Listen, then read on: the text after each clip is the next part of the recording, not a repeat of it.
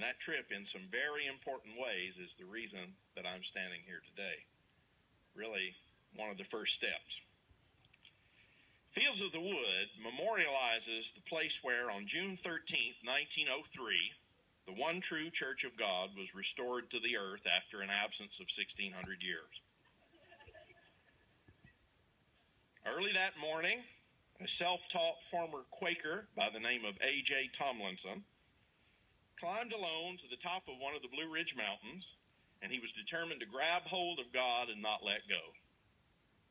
A.J. Tomlinson was confused by the multiplicity of sects that were swarming all over the southern mountains in those days, and it really brought to a point of despair. He wanted to know, where was simplicity? Where was answers? Where was certitude? In short, he wanted to know, where was the church? The pillar and the bulwark of truth, as it says in 1 Timothy 3:15.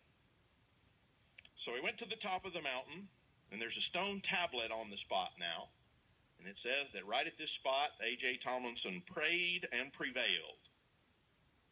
He came down from the mountain, came down the same way that Moses came down from Mount Sinai.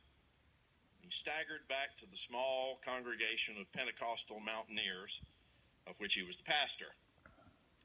To them, he announced the revelation that he'd received on the mountaintop, to wit, quote, that this small group was in reality the Church of God of the Bible, for they had agreed together to accept the whole Bible rightly divided and to walk in all the light as it shined on their pathway. This was the event and the place where David's prophecy in Psalm 132 was fulfilled.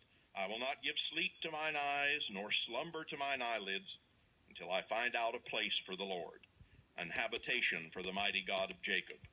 Lo, we heard of it at Ephrata, we found it, the church, in the fields of the wood.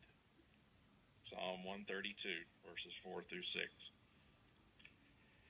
Now, my traveling companion and I were very fascinated by this, very interested, being scripturally oriented ourselves, and we started a little scavenger hunt. We climbed all over this mountain, all over the whole site, and it was just, they obliged us.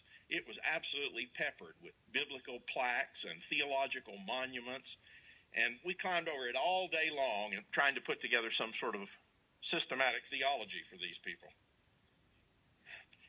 We were a little puzzled. Were these friendly mountain folk that we saw running this place, were they really saying that they were the only true Christians on earth?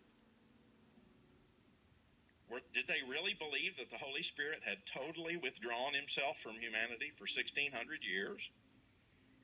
Well, it certainly seems so. In their literature, we found this quote: Fields of the Wood is not just a religious retreat or a tourist attraction. It marks and beautifies the very spot where the Church of God emerged from the deep blackness of the dark ages to become once more the great beacon of truth to a world still groping in spiritual darkness. The Church of God lay desolate and lost through the centuries.